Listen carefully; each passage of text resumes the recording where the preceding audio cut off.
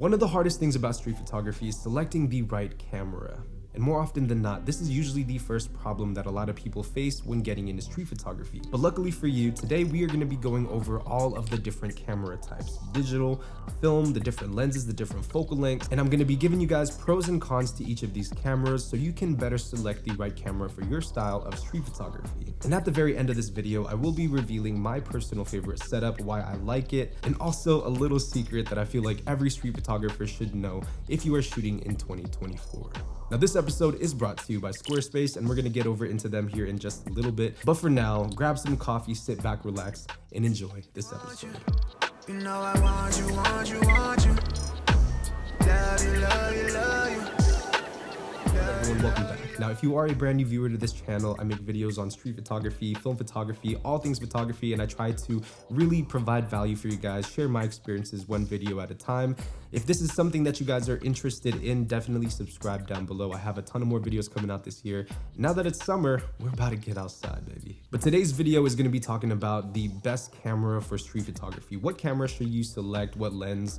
And you know, I really wanna kind of narrow this down for the viewer out there that maybe just doesn't know exactly what to choose. There are just so many options online. Where do you get started? So let's start off with the good old DSLR camera. So this is actually an SLR. It's a film camera, but it has the same body shape as a DSLR, so I'm gonna use it as an example. Now, the DSLR cameras typically are on the larger side. This is what most people, when they think of a camera, this is what pops up in their head. Now, can you shoot a DSLR for street photography? The answer is absolutely. In fact, there's a lot of people out there who are now shooting DSLRs because now that mirrorless cameras kind of have taken over the world, DSLRs aren't getting that much love and people are finding these for a really good deal. Now, here are the pros to shooting with a DSLR for street photography. Number one, you can find these cameras pretty inexpensively. Furthermore, the lenses are going to be a little bit more affordable compared to like the mirrorless cameras. Secondly, these cameras are widely available and they're very reliable. Not to mention, they feel very comfortable in the hand, especially if you have bigger hands. You know, holding one of these DSLR cameras just feels right. But that's pretty much all I have for the pros for a DSLR camera. Now let's move over into the cons. So the first one being that it is a large camera. DSLRs typically, like I said, were on the larger side, especially with their lenses. Some of them can be very big. And honestly, a lot of people stray away from shooting a DSLR for street photography simply because of the size and how easy it is to spot on the street. You know, with street photography, most of the time you are making candid photos. And as a result, you don't want something that's going to kind of stick out like a sore thumb. You want something that's going to be slick, something that you can kind of tuck away in your pocket. And with a DSLR like this, it's just not going to happen. Secondly, these cameras typically have loud shutters, and that's because of the mirror that's inside of the camera. Every time you make a photograph, that mirror is going to flip up and down, and you're gonna get that shutter sound. Now, even though a lot of people don't really shoot DSLRs for street photography, I would say it's still a good option, especially if you have a camera just laying around.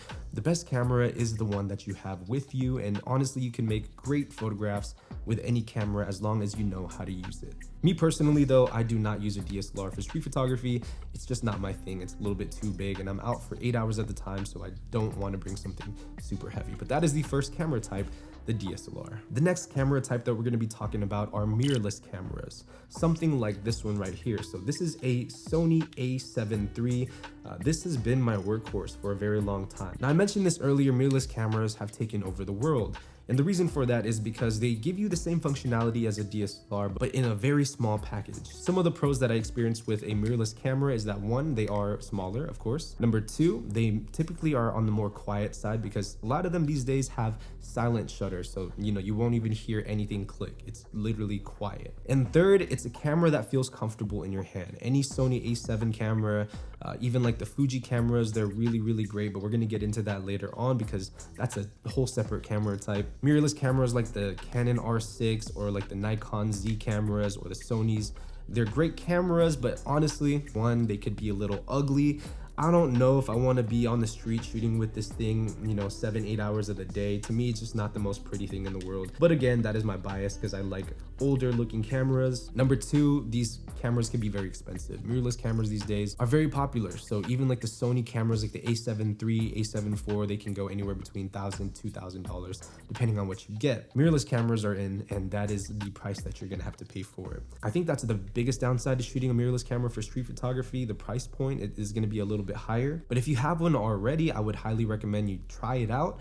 because these cameras are very capable, and there are a lot of photographers, street photographers that I know that use these cameras on a regular and get some really good results. Highly recommend it, and these cameras are fun. With that said, the next few camera types are going to be as followed. We're going to go over some film cameras. We're going to be going over compacts like the Ricoh GR2, Ricoh GR3. Some of my favorites are going to be these Fuji cameras, which we're going to dive into here in a little bit. Before we get into that though, you guys, I want to give a huge thank you and shout out to our sponsor for this episode, which are the good folks over at Squarespace. Squarespace is your all-in-one platform to build a beautiful online presence and run your business. Now, chances are, if you're watching this video, you are a photographer, and if you're looking to start your own business or even start to take in clients and make work for them, you need your own professional website. Now, thankfully, Squarespace makes it super simple to build your own personalized website. With Squarespace Blueprint AI and SEO tools, you have the flexibility to choose from professionally curated layout and styling options and templates you can use to get started within minutes. More importantly, you have dedicated pages for a portfolio, flexible payment options which allow your clients to pay directly through your website, and personally, one of my favorites is the online stores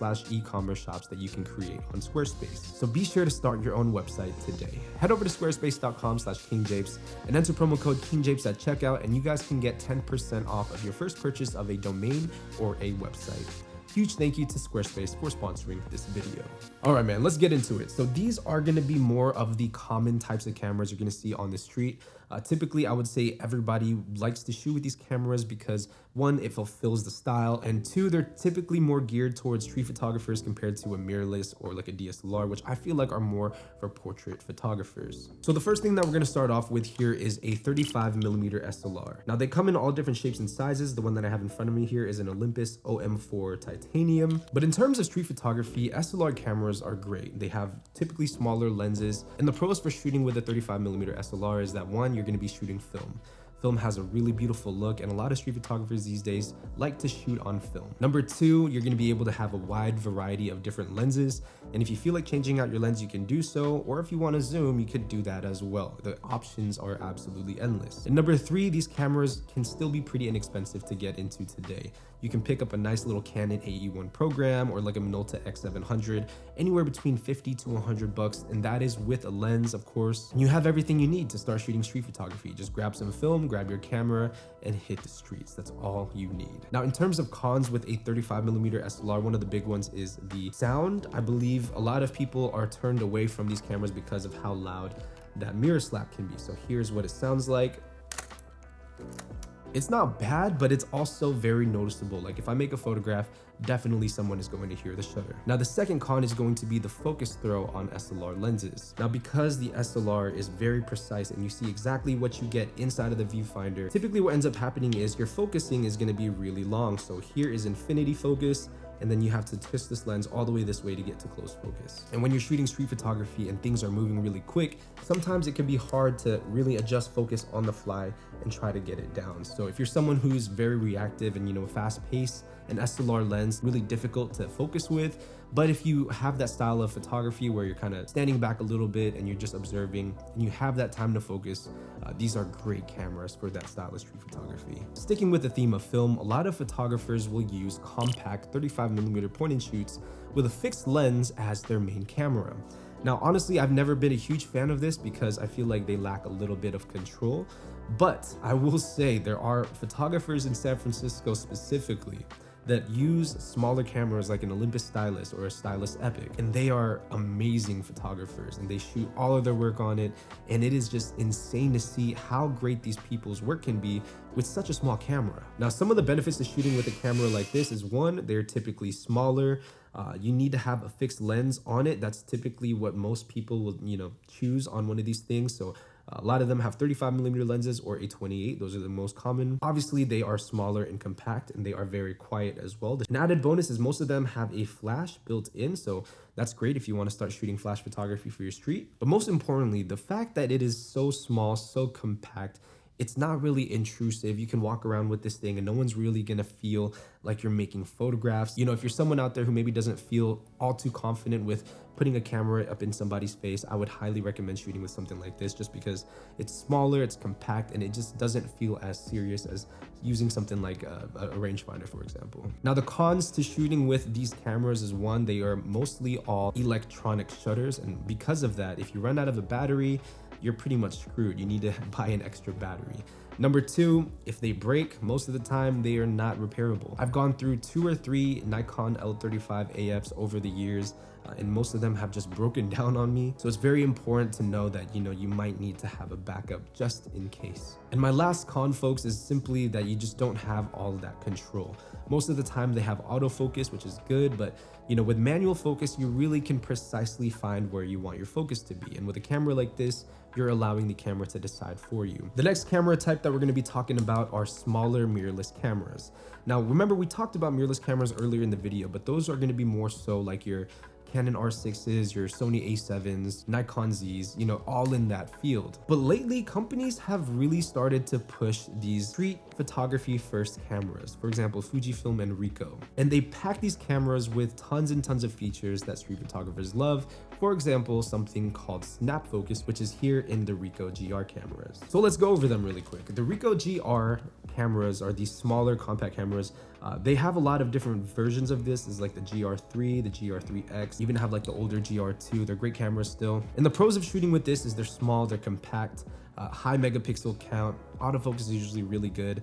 And then the GR specifically have something called snap focus, which is another form of zone focusing. So if you know about that, it is extremely useful to be out on the street with. Overall, if you are looking for a one-stop camera, the only thing that you need, I would recommend something like this. Now, on the flip side, you have your Fujifilm cameras. Now, Fujifilm cameras are really, really popular for street photography. And a lot of that has to do with the styling of the cameras. So a lot of Fujifilm cameras have this nice retro design. So for example, this is the Fujifilm X-E1.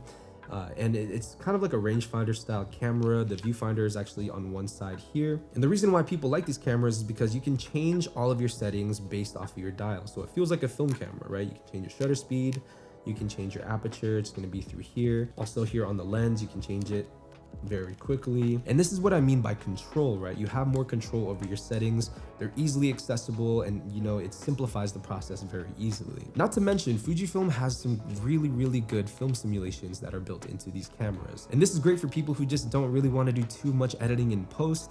You can literally set your film simulation, airdrop the photos over to your phone, and have them readily available. So it's a really cool feature on these new Fuji cameras, and that's why a lot of people shoot with them. They have so much great functionality. Now here is my main gripes / cons with the Fujifilm cameras. Number one is they can still be pretty expensive. Older cameras like the X Pro 2, the X Pro 1, even though they were released years ago, still go for a really pretty price tag. I'm talking like $600–700. And number two, of course, would be the lens selection. Fujifilm has a pretty mild lens selection in my opinion. I feel like they need to update their lenses, put out new versions of it that have faster autofocus. Most of them have focus by wire, but there are also companies like Viltrox, for example, making lenses that are really good for a much more affordable price point. Now, earlier in this video, I did say I was going to go over my preferred camera for street photography. The reason why I like this camera is because it fits my style the best.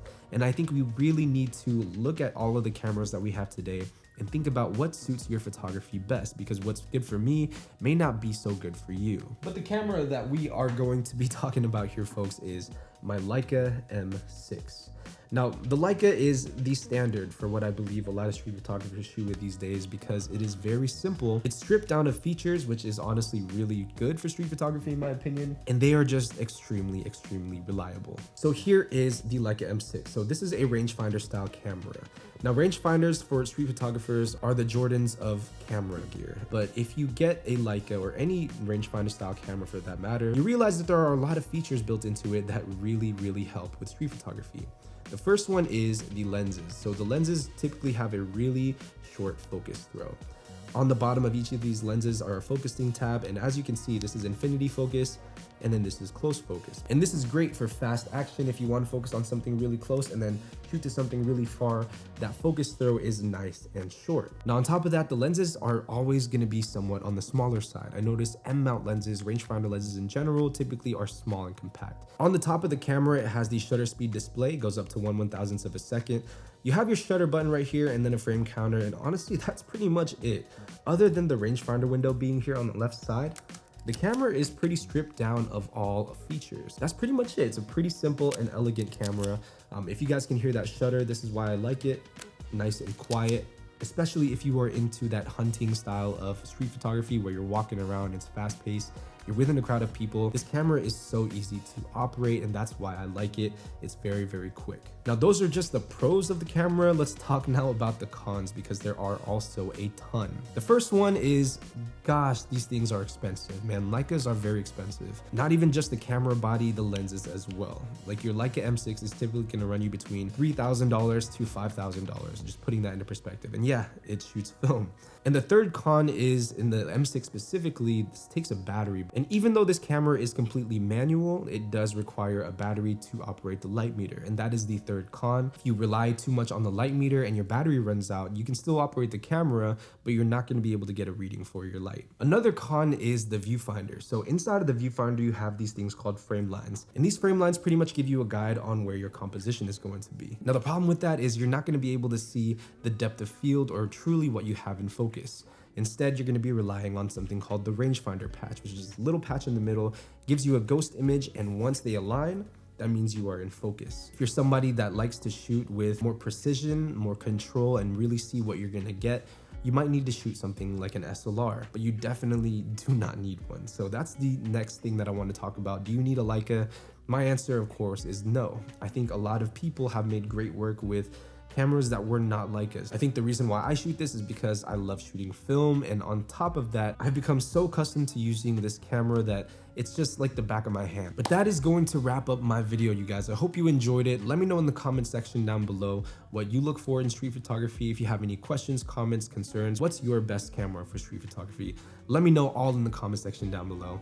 We are also doing a giveaway on Instagram for a film camera, so if you want to check that out, definitely follow me over on Instagram. And if you are not already, hit that subscribe button down below. I'll see you guys in the next video. As always, Minolta Gang.